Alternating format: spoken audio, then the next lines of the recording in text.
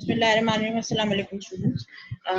आज का जो लेक्चर है वो आप लास्ट टाइम जो है हम बी लिम्फोसाइट्स के हवाले से और नेचुरल किलर सेल्स के हवाले से बात कर रहे थे।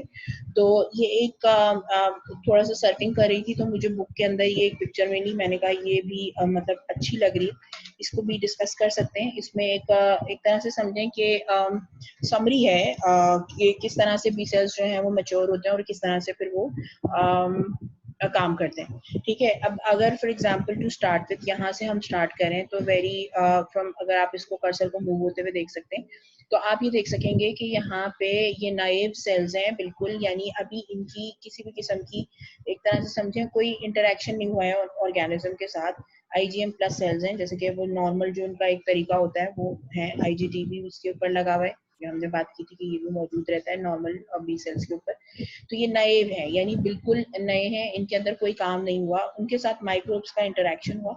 इस माइक्रोब के इंटरेक्शन के नतीजे में with helper T cells and other stimuli B cells की जो कि अब एक जो ऑर्गेनिज्म ये जो माइक्रोब लग गया है उसके साथ इनकी मैचुरेशन का या प्रोलिफरेशन का मैकेनिज्म शुरू होगा। अब जो नई जो प्रोलिफरेशन हो रही है वो इस माइक्रोब के साथ हो रही है, और जो आईजीएम जो बन रहे हैं वो इसके आगे क्या काम करेंगे वो इस तरह से कि जी प्रोलिफरेशन होती है, प्रोलिफरेशन के बाद डिफरेंशिएशन होती है। जो इनिशियल जो डिफरेंशिएशन होती है वो एंटीबॉडी की सीक्रेशन करवाती है।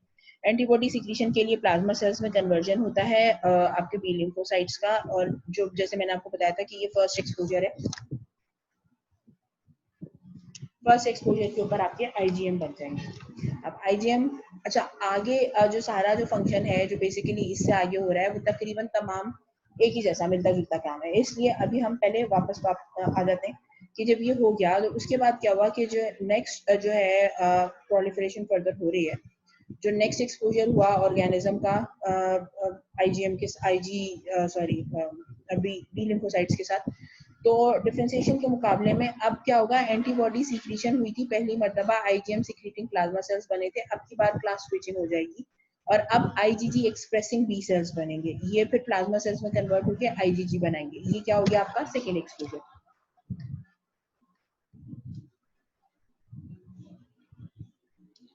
ठीक है जी, सेकेंड एक्सपोजर के ऊपर ये हो गया। अब इसके बाद क्या हुआ, थर्ड अगर आप आते हैं तो अगर तो नेक्स्ट अगर अब आईजीजी बन गए, मैंने आपको बताया था कि जब आईजीजी बन जाएंगे तो उसके बाद नेक्स्ट तो फिर कुछ काम ही नहीं रह जाता ना।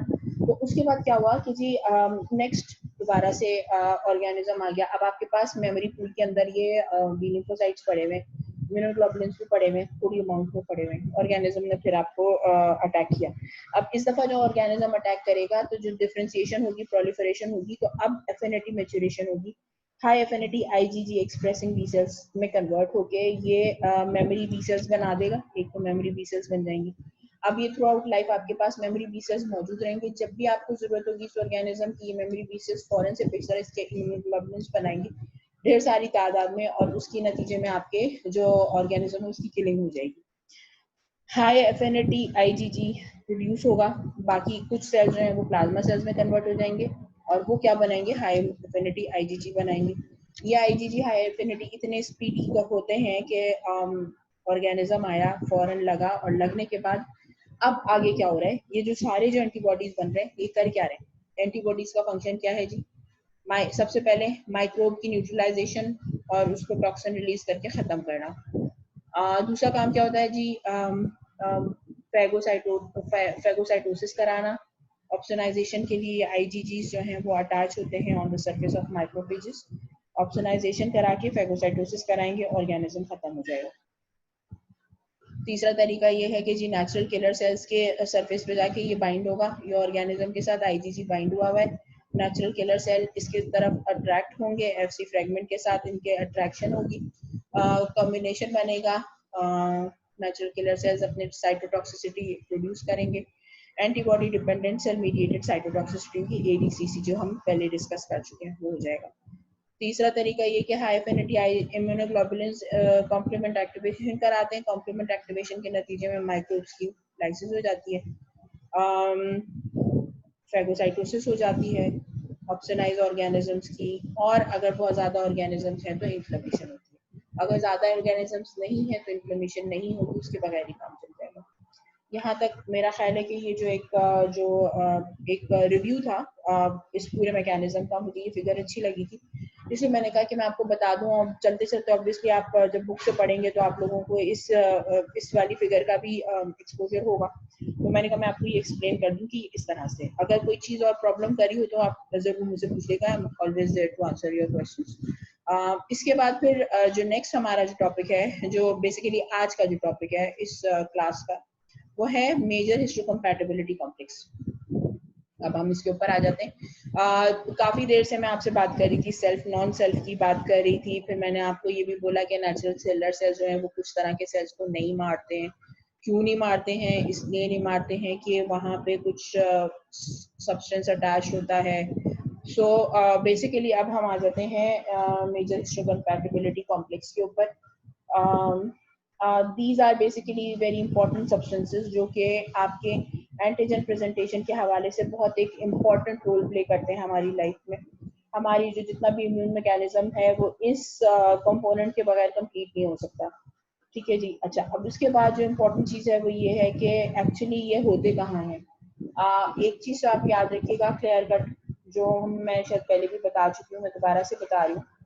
हमारे जितने भी सेल्स हैं उनके अंदर तमाम डीएनए, पूरा डीएनए एज इट इज हर सेल में मौजूद होता है, लेकिन फंक्शनल डीएनए सिर्फ उस जगह होता है जहाँ पे उस सेल की जरूरत होती है। सिर्फ फॉर एग्जांपल, अगर मैं मेजर हिस्टोकम्पैटिबिलिटी कॉम्प्लेक्सेस की बात कर रही हूँ, तो ये मेजर हिस्टोकम्पैटिबिलिटी कॉम्प्लेक्सेस वहाँ होंगे जहाँ पे इन सेल्स की जरूरत होगी। जहाँ पे इन सेल्स की जरूरत नहीं होती वहाँ पे ये काम नहीं कर रहे होंगे। तो उस पॉइंट ऑफ व्यू से अगर देखा जाए तो किस तरह होता है वो हम बात करते हैं अभी। Major histocompatibility complex basically chromosome number 6 की शॉर्ट आर्म में मौजूद होता है। ये आपको देख सकते हैं कि ये रेड कलर का जो बना हुआ है उसके साथ जो ये मैंने ब्लू कलर का जो हाईलाइट किया हुआ है, that is the portion where basically your chromosome number 6 is present. और यहाँ पे आपका जो है वो मेजर हिस्टोकम्पैटिबिलिटी कॉम्प्लेक्स की जीन्स मौजूद होती हैं, और ये क्या कहलाती हैं? ये कहलाते हैं बेसिकली HLA। ठीक है जी। ह्यूमन HLA कहलाते हैं, and this HLA means human leukocyte antigen complex. ठीक है जी। अच्छा जी, ये जो ह्यूमन ल्यूकोसाइट कॉम्प्लेक्स होता है, एंटीजन कॉम्प्लेक्स होता है, ये क्रोमोसोम नंबर 6 की शॉर्ट आर्म पे मौजूद होता है। अगर इस पोर्शन को ओपन किया जाए तो HLA कॉम्प्लेक्स ये बनता है जो आपको यहाँ पे नजर आ रहा है, यहाँ से लेके यहाँ तक। मैं इसको थोड़ा सा आपके लिए हाईलाइट भी कर देती हूँ।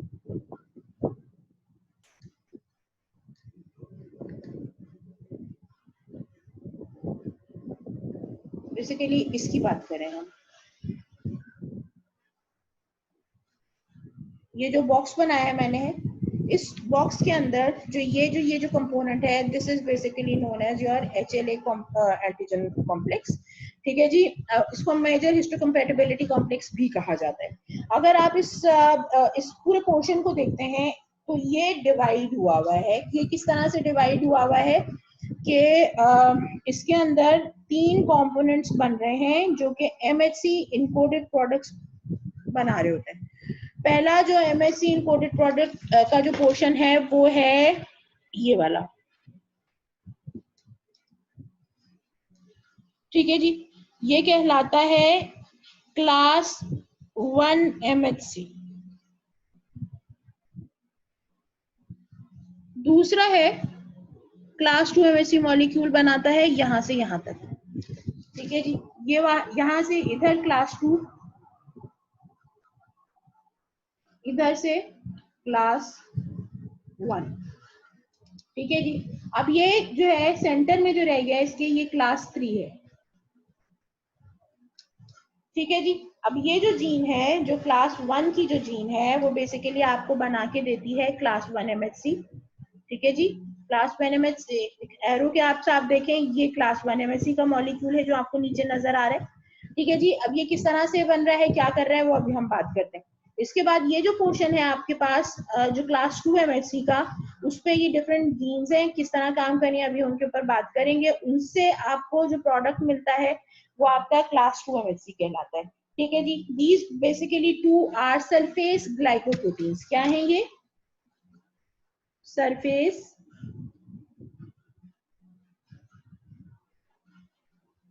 ये सरफेस ग्लाइकोप्रोटीन्स हैं, ठीक है जी, जो कि किस तरह काम करती हैं अभी 2 मिनट के बाद ही आपको पता चल जाएगा। इसको आगे हम आगे इसी को डिटेल में डिस्कस करेंगे। अच्छा, जो थर्ड कंपोनेंट है, जो मेजर हिस्टोकम्पैटिबिलिटी कॉम्प्लेक्स का जो क्लास 3 जो पोर्शन है, बेसिकली ये कॉम्प्लीमेंट कैस्केड के जो प्रोटीन्स हैं और जो साइटोकाइंस हैं उनको इनकोड करता है, ठीक है। यानी जीन का ये जो पोर्शन है, यहाँ से आपको साइटोकिन्स और कॉम्प्लीमेंट कैस्केड के जो प्रोटीन्स हैं वो मिलते हैं, ठीक है। C3 हो गया, C5 हो गया, C4 and so on and so fourth 9 10 तक जितने भी जो प्रोटीन्स कॉम्प्लीमेंट कैस्केड के जो प्रोटीन्स हैं वो यहाँ पे इनकोड होते हैं। ट्यूमर नेक्रोसिंग फैक्टर और ल्यूकोट्राइन्स के जो जीन्स है वो यहाँ पे इनकोड होती है क्लास 3 के अंदर, ठीक है। लेकिन क्लास 2 जो है वो आपका क्लास 2 MHC बनाता है और क्लास 1 जो है वो क्लास 1 का जो जीन पोर्शन है वो क्लास 1 MHC बनाता है। अच्छा, अब जो क्लास 1 एंटीजन की बात कर रहे हैं हम, अब बेसिकली क्या है, क्योंकि ये सेल के सरफेस पे मौजूद है तो ये ऑब्वियसली एंटीजन कहलाएगा, ठीक है जी। तो क्लास 1 एंटीजन जो मौजूद है वो ऑल जो वर्चुअली ऑल न्यूक्लिएटेड सेल्स जो हैं हमारी बॉडी के अंदर उनके सरफेस पे ये एक्सप्रेस हुआ होता है, ठीक है। ये बहुत इंपॉर्टेंट चीज है। लोकाई इसके जो मौजूद है वो है HLA A B and C, ठीक है जी। यानी दिस वन इज HLA, ये वाला जो है HLA-B और ये वाला जो है HLA-C। ये 3 लोकाई होते हैं जहां से आपको इसकी प्रोटीन के डिफरेंट पोर्शंस मिलते हैं, ठीक है जी। अच्छा, अब यहाँ पे अगर आप नोट करें इस पिक्चर में तो कोई चीज नजर आएगी कि इसका जो क्लास 1 MHC हमने यहाँ पे ड्रॉ किया है, इसका ये पोर्शन अलग है, जबकि बाकी का जो लाइट ब्लू कलर का जो पोर्शन है ये बिल्कुल अलग है। अब हो क्या रहा है कि ये जो बड़ा प्रोटीन है वो इसमें आप देखो अल्फा 1 प्रोटीन है। अब मैं इसको अगर आप चाहो तो मैं इसको थोड़ा सा बड़ा भी कर सकती हूँ ताकि आपको ये थोड़ा सा बेहतर तरीके से समझ में आए। एक मिनट ठहरे, ये रहा।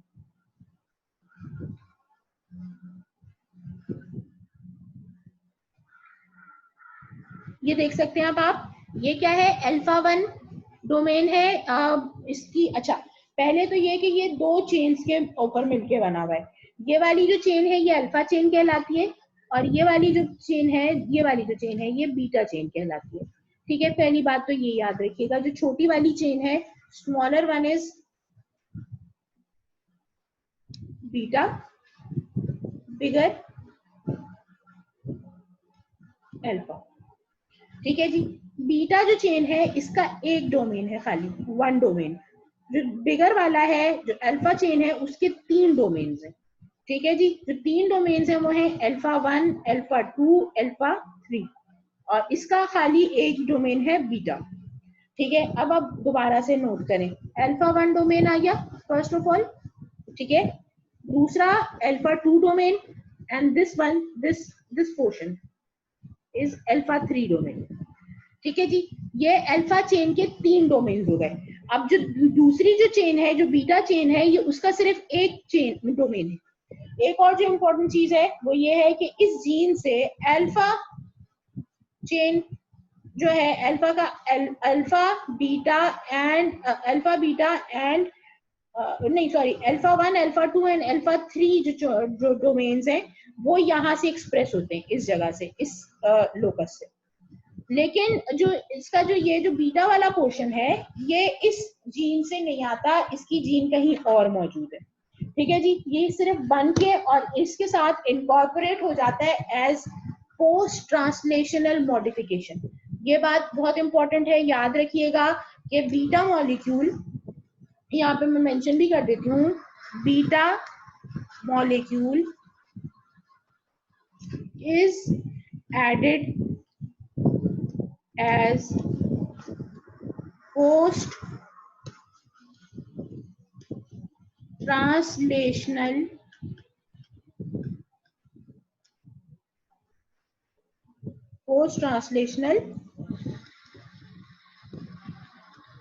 मॉडिफिकेशन। ये बहुत इंपॉर्टेंट चीज है, याद रखिएगा कि जो ये जो जीन है, जो हम क्रोमोसोम नंबर 6 की शॉर्ट आर्म पे जो क्लास 1 MHC का जो डोमेन देख रहे हैं, इसके अंदर जो आपके पास जो HLA के जो 3 लोकाई मौजूद हैं, इनमें से ये कोई भी नहीं है। बीटा चेन माइक्रोग्लोबुलिन है, ये दूसरे क्रोमोसोम से आती है, और सिर्फ पोस्ट ट्रांसलेशनल मॉडिफिकेशन के टाइम पे ये दोनों प्रोटीन्स एक दूसरे के साथ जोड़ दिए जाते हैं, और इस तरह से ये आपका क्लास 1 MHC बन जाता है। क्लास 1 MHC तमाम के तमाम जितने भी सेल्स हैं, जो न्यूक्लिएटेड सेल्स हैं, उनके सरफेस पे मौजूद होता है। ठीक है, अब यहाँ पे देख सकते हैं आप, दोबारा से हम वापस आ गए इसी जगह पे। क्लास 1 MHC आपके जो जितने भी न्यूक्लिएटेड सेल्स हैं, ये बहुत याद रखने वाली है, क्लास 1 MHC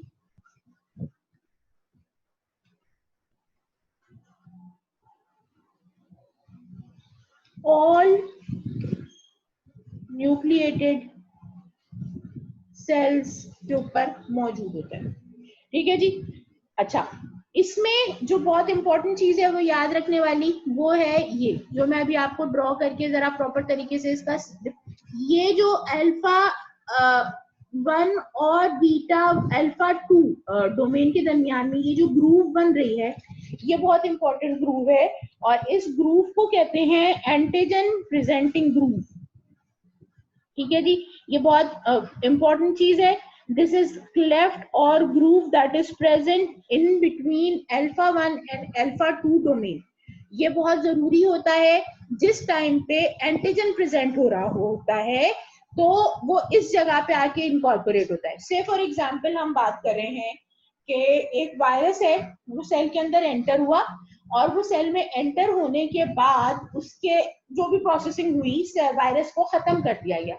अब वायरस का एंटीजेनिक पार्ट निकाल के उसको, जो ये प्रोटीन कंटिन्यूसली बन के सरफेस पर अटैच हो रहे हैं, तो नया जो प्रोटीन, जिस टाइम पे वायरल इन्फेक्शन हो गया, उसके बाद जो नया प्रोटीन सरफेस पे आएगा, तो उसके जो क्लास 1 MHC है, उसके सरफेस पे ये वायरल एंटीजन इनकॉर्पोरेट हुआ होगा।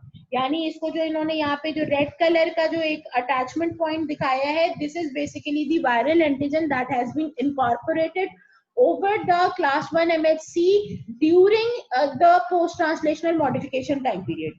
बात समझ में आ रही है? यानी एक दफा जब ये प्रोटीन बन गया, बनने के बाद जैसे मैंने आपको पहले बताया था कि रफ एंडोप्लाज्मिक रेटिकुलम में जाके पोस्ट ट्रांसलेशनल मॉडिफिकेशन होती है, और वहां पे कोई भी चीज अगर लगानी है तो वो लग जाती है, जो चीज रिमूव करनी है वो रिमूव हो जाती है। बेसिकली ये वो जगह है जहां पर आपके अगर किसी भी तरह से सेल इन्फेक्टेड हुआ है, तो जो एंटीजेनिक पोर्शन होगा वो इसके ऊपर सरफेस पे अटैच हो जाएगा। जब ये सरफेस पे अटैच हो जाएगा तो अब ये सरफेस पे एक्सप्रेस हो जाएगा। जब ये सरफेस पे एक्सप्रेस होगा तो फिर क्या होगा, वो अभी हम 2 मिनट के बाद बात करते हैं इसके ऊपर। ठीक है जी। तो class 1 MHC all nucleated cells के ऊपर मौजूद होता है, पहली चीज। दूसरी चीज जो बहुत इंपॉर्टेंट है, सॉरी ये येलो कलर तो आपको दिखाई नहीं देगा, मैं इसका कलर चेंज कर देती हूँ। दूसरी जो बहुत इंपॉर्टेंट चीज है, जो आपको बिल्कुल अजबर होनी चाहिए, class 1 MHC expresses viral antigens. ठीक है, ये एक इतनी इंपॉर्टेंट बात है, इसकी अभी सिग्निफिकेंस आपको क्या है अभी 2 मिनट के बाद ही पता चल जाएगी। इसलिए याद रखने वाली बात है कि क्लास 1 MHC के सरफेस के ऊपर सिर्फ और सिर्फ वायरल एंटीजेंस एक्सप्रेस होते हैं और कुछ एक्सप्रेस नहीं होता। पहली चीज ये हो गई। अच्छा, इसके बाद जो बहुत इंपॉर्टेंट चीज है वो ये है कि if any cell contains class 1 MHC on its surface, ठीक है, if any cell contains class 1 MHC on its surface, then this cell cannot be killed by natural killer cell, cannot be destroyed by NK cells. मैंने आप लोगों को, अगर आपको याद हो, नेचुरल किलर सेल्स के हवाले से जब मैं बात करी थी तो मैंने आपको ये बताया था कि नेचुरल किलर सेल उन सेल्स को नहीं मारते जो सेल्फ होते हैं। अब जो सेल्फ होते हैं वो सेल्स उनको कैसे नहीं मारते, कैसे पता चलता है नेचुरल किलर सेल को कि ये सेल्फ है? बेसिकली इनको पता चलता है बाय दी क्लास 1 MHC। अगर तो सेल के ऊपर क्लास MHC लगा हुआ है तो नेचुरल किलर सेल उसको सेल्फ एंटीजन के तौर पे लेता है, और जब वो सेल्फ एंटीजन के तौर पे लेता है तो आपको याद होगा जो एक मैंने पिक्चर आप लोगों को दिखाई थी, एक मिनट है, वो पिक्चर मैं आपको दोबारा से दिखा देती हूँ ताकि आपको थोड़ा सा रिव्यू हो जाएगा। जैसा ये प्रॉब्लम कर रहे हैं, एक मिनट ठहरेगा। इसमें अगर आपको याद हो तो मैंने इस पिक्चर में आपको बताया था कि रिसेप्टर 1 और रिसेप्टर 2, हमने क्या बात की थी कि रिसेप्टर 1 इल डिफाइंड मॉलिक्यूल्स के साथ बाइंड करता है और उनको किल कर देता है, और हमने ये बात की थी कि receptor 2 inhibit natural killer cell to kill the cells with class 1 MHC. अब बात समझ में आ रही है, यानी हर वो सेल जिसके सरफेस पे क्लास 1 एमएचसी लगा हुआ है उसको रिसेप्टर 2 बाइंड करके नेचुरल किलर सेल को बता देगा कि इस सेल को किल नहीं करना, ये अपना, ठीक है, ये पराया नहीं है। ये किस जगह काम आएगी बात हमारे, अभी आपको 2 मिनट के बाद पता चल जाएगा। ठीक है जी, यहां तक बात समझ में आ गई। ठीक है, अब इंपॉर्टेंट चीज ये है कि इसका मतलब क्या हुआ, इस पूरी थ्योरी से हमारे दिमाग में क्या बात आती है, क्लास 1 एमएचसी वायरल एंटीजन को एक्सप्रेस करता है, नेचुरल किलर सेल जो है वो क्लास एमएचसी कंटेनिंग सेल को किल नहीं करता। इसका मतलब क्या हुआ, यानी class 1 MHC express viral antigen. ठीक है जी, natural killer cell NK cell do not kill cell with class 1 MHC. इसका मतलब ये हुआ कि अगर क्लास 1 एमएचसी मौजूद है तो viral antigen natural killer cell से किल नहीं होगा। That means natural killer cells do not kill viral infected cells. ये एक बहुत बड़ी थ्योरी है, ये याद रखने वाली बात है कि आपके जो नेचुरल किलर सेल्स हैं किसी भी सेल को किल कर देंगे, लेकिन वो वायरली इन्फेक्टेड सेल को किल नहीं कर रहे होते। और वजह उसकी क्या है कि वायरली इन्फेक्टेड सेल जो है उसके और सरफेस पे क्लास 1 एमएचसी लगा हुआ होता है, और क्लास 1 एमएचसी जो है वो बेसिकली सेल्फ एंटीजन के तौर पे लिया जाता है, तो नेचुरल किलर सेल्स इसको किल नहीं कर सकते। अब सवाल ये है कि अगर ऐसा है तो इसका मतलब ये है कि किसी भी वायरल इन्फेक्शन से तो हमारी इम्यूनिटी नहीं हुई, हम तो मर जाएंगे। ठीक है जी, ऐसा नहीं, क्योंकि ऐसे सेल्स को आपके CD8+ साइटोटॉक्सिक टी सेल्स किल करते हैं। समझ में आ रही बात? ठीक है, क्लास 1 एमएचसी के साथ साइटोटॉक्सिक टी सेल्स कैसे इंटरैक्ट करते हैं, अगर तो सेल के ऊपर वायरल इनकॉर्पोरेशन हुई है तो ये वायरल इनकॉर्पोरेशन के नतीजे में जो आपके जो CD8+ टी सेल्स हैं, जो को रिसेप्टर जो है CD8 मॉलिक्यूल है, वो जाके बाइंड कर जाता है आपके माइक्रोग्लोबुलिन बीटा सब यूनिट के साथ। ठीक है जी, जब माइक्रोग्लोबुलिन बीटा सब यूनिट बाइंड करता है तो इसका मतलब ये है कि अगर तो बाइंडिंग हो रही है, ऐसी कंफर्मेशनल चेंजेस आती है माइक्रोग्लोबुलिन के अंदर, अगर वायरल वो एक्सप्रेशन हुआ है क्लास 1 एमएचसी पे, तो कंफर्मेशनल चेंजेस आती हैं, बाइंडिंग साइट खुल जाती है फॉर CD8+ मॉलिक्यूल अटैचमेंट। जैसे ही यहाँ पे बाइंडिंग होती है तो उसके नतीजे में आपकी जो साइटोटॉक्सिक टी सेल्स हैं वो केमिकल सब्सटेंस रिलीज करते हैं जो कि वायरल इन्फेक्टेड सेल को किल कर देता है।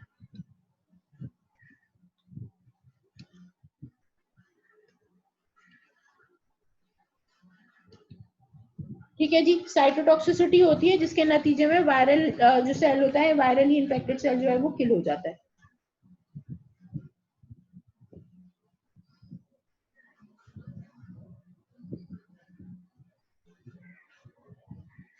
यहाँ तक बात क्लियर है? इसके बाद हम आ जाते हैं साइटो क्लास 2 MHC के ऊपर।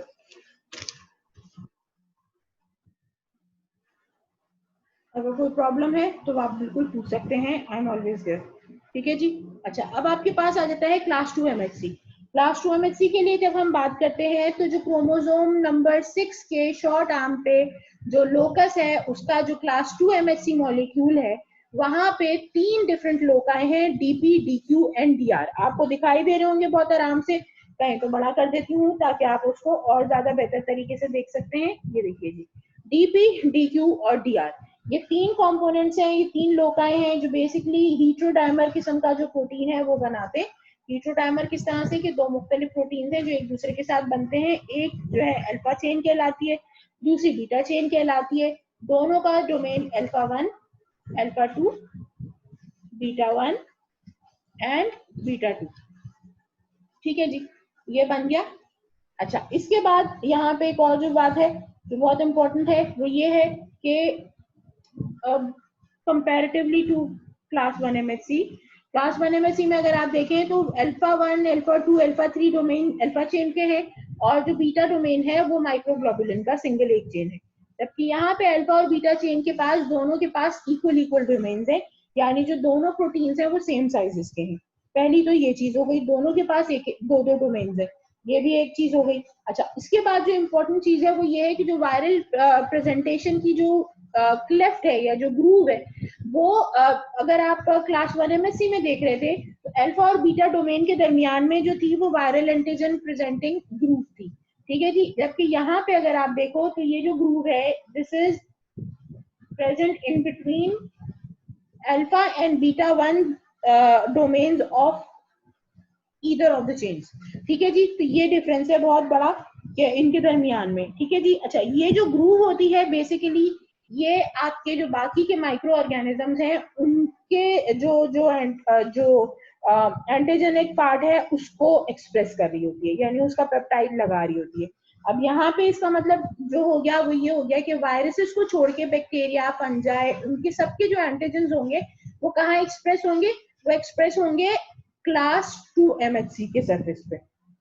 अच्छा, क्लास 2 MHC की डिस्ट्रीब्यूशन क्या है? अभी 2 मिनट पहले मैंने अभी आपको बताया कि क्लास 1 MHC की जो डिस्ट्रीब्यूशन है वो क्या है?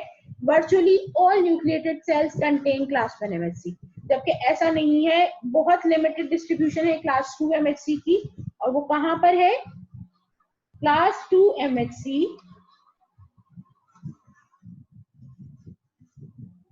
basically is presented on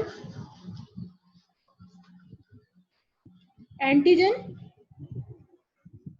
presenting cells like macrophages and dendritic cells।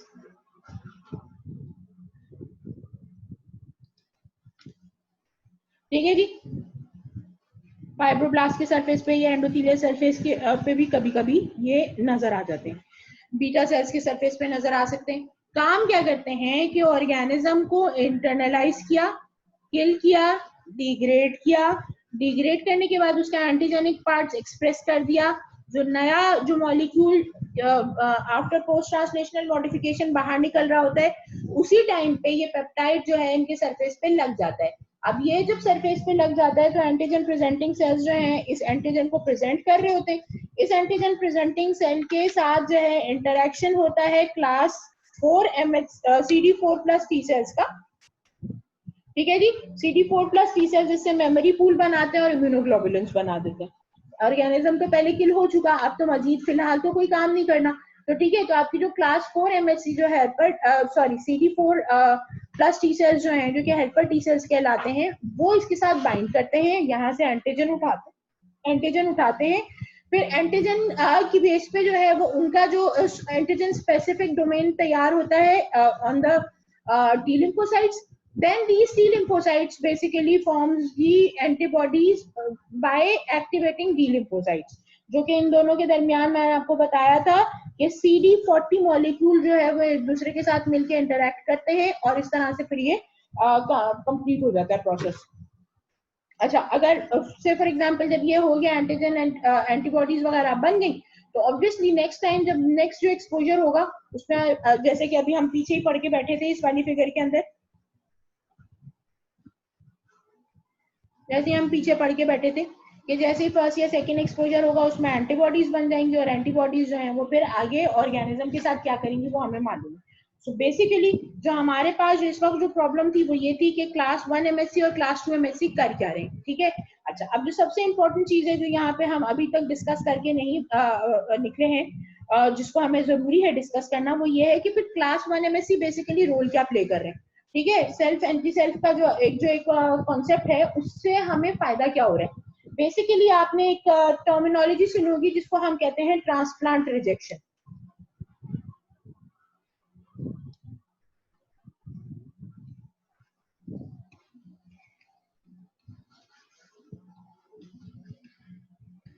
Transplant rejection, और उससे अलावा आपने ये भी सुना होगा टिश्यू टाइपिंग, ठीक है। डोनर का जो रिसीवर है उसके साथ मैच होना बहुत जरूरी है।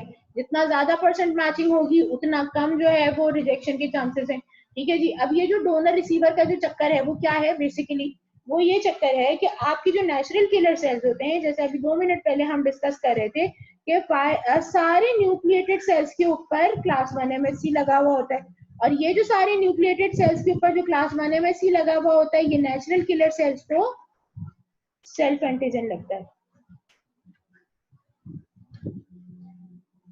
और जब ये सेल्फ एंटीजन मौजूद होता है तो R2 ऑफ NK सेल्स जो किलिंग और डिग्रेडेशन का जो प्रोसेस है उसको इनहिबिट करते हैं।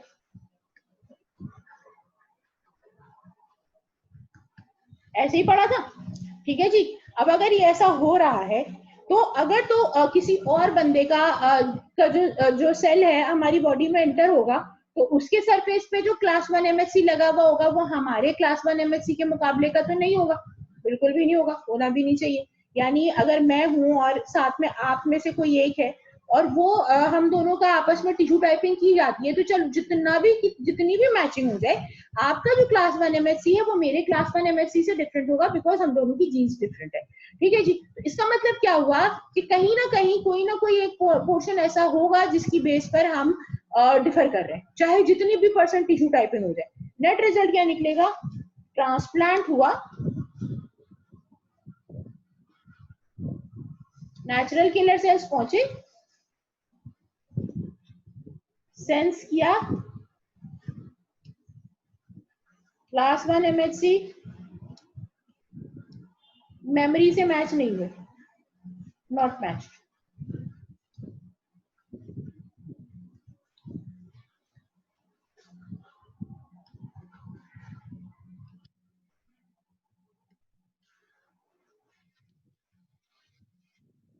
Transplant rejected. ट्रांसप्लांट रिजेक्शन इस हद तक भी होता है कि सुबह में सर्जरी की है, शाम तक किडनी गायब हो जाती है पूरी पूरी, ठीक है जी। वजह क्या हो रही है कि आपका जो नेचुरल किलर सेल थे आपने अगर प्रॉपर तरीके से टिश्यू टाइपिंग नहीं की है तो उसके नतीजे में शाम तक आपके नेचुरल किलर सेल्स जो हैं वो उस पूरे सेल को डिस्ट्रॉय कर देंगे, पूरी किडनी को डिस्ट्रॉय कर देंगे, ठीक है जी। तो इसका मतलब क्या हुआ कि अगर आपने ऑर्गन को ट्रांसप्लांट करना है तो मैक्सिमम टिश्यू टाइपिंग होनी चाहिए। मैक्सिमम टिश्यू टाइपिंग का मतलब क्या है कि सेम डीएनए होना चाहिए। सेम डीएनए का क्या मतलब है कि आपके ब्लड रिलेशंस में से डोनर होना चाहिए।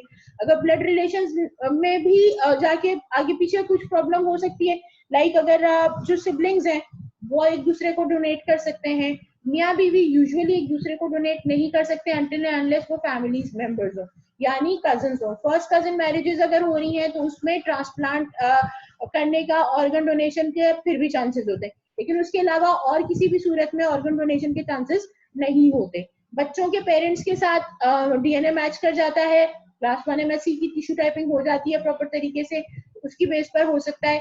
आइडियल जो तरीका है वो आइडेंटिकल ट्विंस की है, क्योंकि सेम बेसिकली जो जो एग्जैक्टली सेम होता है जो आपके जो ट्विंस होते हैं उनका। लेकिन सिबलिंग्स का भी 95-90% जो है मैच कर रहा होता है, तो उसमें भी ट्रांसप्लांट रिजेक्शन के चांसेस थोड़े से कम होते हैं। अगर उसके बगैर अनमैच ट्रांसप्लांट किया है तो आपको फिर दूसरा काम करना पड़ता है कि जी सालों के हिसाब से आपको इम्यूनो सप्रेशंस देने पड़ते हैं ताकि नेचुरल किलर सेल्स सप्रेस रहे और वो किडनी काम करती रहे। यहाँ तक भी देखा गया है कि से फॉर एग्जाम्पल आपकी किडनी जो थी वो डिलेड रिजेक्शन होती है, तो यहाँ तक भी देखा गया है कि आपने किडनी लगा दी, इम्यूनोसप्रेसेंट्स दे दिए, 20 साल तक पेशेंट जो है वो इम्यूनोसप्रेसेंट्स के ऊपर रहा, जितने दिन तक इम्यूनोसप्रेसेंट्स देते रहे उतने दिन तक किडनी काम करती रही। और जिस दिन आपने इम्यूनोसप्रेसेंट बंद किए, और क्यों बंद किए, क्योंकि ऑब्वियसली इम्यूनिटी इतनी डाउन हो गई थी कि पेशेंट जो है वो सर्वाइव नहीं कर पा रहा था, मुख्तलिफ किस्म के इन्फेक्शन उसको तंग कर रहे थे। तो जब उसको जो है वो मतलब जिस टाइम पे आपने इम्यूनोसप्रेसेंट्स बंद किए उसके अगले 4 दिन के अंदर अंदर किडनी गायब हो गई पूरी, यानी सफाई हस्ती से मिट गई। आपके नेचुरल किलर सेल्स ने, साइटोटॉक्सिक टी सेल्स ने मिल मिला के कहानी खत्म कर दी, ऑर्गन खत्म ही हो गया, गायब ही हो गया बिल्कुल। ठीक है जी। अच्छा, जो आपकी जो रिजेक्शंस होती हैं, ट्रांसप्लांट रिजेक्शंस जो होती हैं वो टी सेल मीडिएटेड होती हैं। ठीक है जी। क्लासिक रिजेक्शन कहलाती है, ये 10 to 14 डेज के अंदर अंदर नॉन इम्यूनोसप्रेस पेशेंट्स की कहानी खत्म हो जाती है। ठीक है जी। HLA एंटीजन वाला ही मामला है इसमें, और उसके नतीजे में ग्राफ रिजेक्शन होती है। नेचुरल किलर सेल्स और साइटोटॉक्सिक टी सेल्स मिलकर जो तमाम सेल्स हैं उनका सफाया कर देते हैं। एंटीबॉडी मीडिएटेड रिजेक्शन ये होती है कि जी पेशेंट एक दफा पहले किडनी ट्रांसप्लांट रिजेक्ट कर चुका था, उसको दोबारा किडनी डोनेट की गई है। ठीक है जी। तो उसके पास एंटीबॉडीज बने हुए हैं, वो एंटीबॉडीज जो है वो अगेन फिर जो नया किडनी उसके साथ जाके बाइंड करेंगे, अगेन इम्यून मैकेनिज्म को जनरेट करेंगे, और नेट रिजल्ट क्या निकलेगा आपका कि फिर ट्रांसप्लांट रिजेक्ट हो जाएगा। ठीक है जी। तो आपका जो ट्रांसप्लांट है बेसिकली वो दो तरह से, एक तो टी सेल मीडिएटेड रिजेक्शन होती है,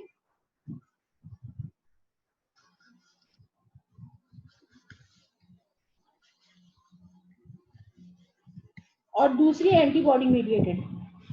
और जैसे मैंने बताया एंटीबॉडी मीडिएटेड जो है प्रायर सेंसिटाइजेशन की जरूरत है इसमें।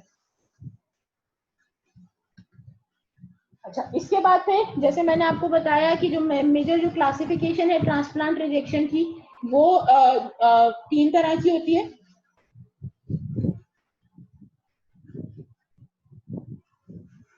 Hyper acute,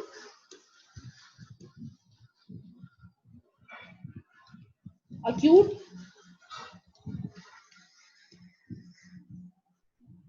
and chronic rejection। Hyper acute rejection जो है, जैसे मैंने कहा with in minutes and hours, operation करके आप बाहर निकले, ठीक है जी, 3 घंटे के बाद आपने जाके जब अल्ट्रासाउंड वगैरह किया ये देखने के लिए कि पेशेंट जो है उसकी किडनी सही काम कर रही है या नहीं कर रही है, पता चला जी किडनी मौजूद ही नहीं है खैर से। ठीक है जी। तो होता ये है कि प्री सेंसिटाइज अगर पेशेंट है और उसको यानी फॉर एग्जांपल 1 या 2 रिजेक्शन हो चुके हैं, उसके बाद उसको किडनी लगाई गई है और उसको इम्यूनो कॉम्प्रोमाइज नहीं किया गया, तो वो पेशेंट जो है with in minutes and hours जो है वो तेजी के साथ जो है इम्यूनिटी एंटीबॉडीज जो है वो आती है और ट्रांसप्लांट को रिजेक्ट करवा देती है। हाइपर एक्यूट का बता रहे, अक्यूट विद इन डेज हो जाता है अनट्रीटेड पेशेंट्स में। ठीक है जी। मंथ्स और इयर्स अगर इम्यूनोसप्रेशन के साथ चल रहे हैं तो। ठीक है, यानी क्या हुआ कि अगर इम्यूनोसप्रेशन नहीं दिए पेशेंट को तो विद इन डेज उसकी जो है वो रिजेक्शन हो जाएगी ट्रांसप्लांट की, तो ये अक्यूट कहलाएगा। लेकिन आपने अगर इम्यूनो कॉम्प्रोमाइज किया हुआ है और अब 20 साल के बाद आपने जो इम्यूनो सप्रेसेंट एजेंट्स हैं वो बंद कर दिए, जो मैं 2 मिनट पहले बता रही थी, अगर वो बंद कर दिया तो जिस दिन आप बंद करेंगे उसके 5 दिन के अंदर अंदर जो है वो रिजेक्शन हो जाएगी, तो ये अक्यूट रिजेक्शन कहलाएगी। अच्छा, ये usually humoral plus cell mediated immunity दोनों के साथ के कंबाइन एक्शन से हो रही होती है।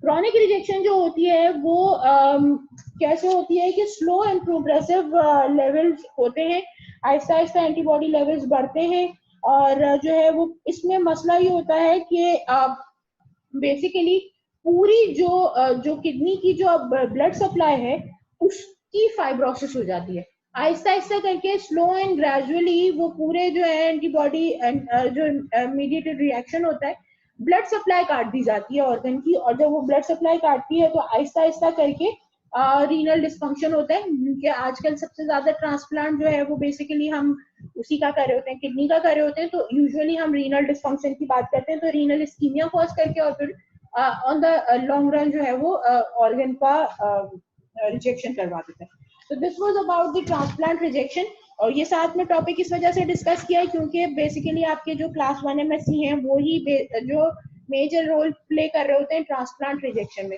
उम्मीद है कि ये तमाम चीजें आपको सही से समझ में आ गई होंगी। कोई चीज प्रॉब्लम करती है तो आप लोग मुझसे पूछ सकते हैं। Thank you so much. कोई भी चीज समझ में ना आए तो आप एटलीस्ट मैसेज बॉक्स के अंदर एक मैसेज डाल देंगे तो मैं उसको रिप्लाई कर दूंगी। Thank you so much for your time. जज़ाकल्लाह। अल्लाह हाफिज।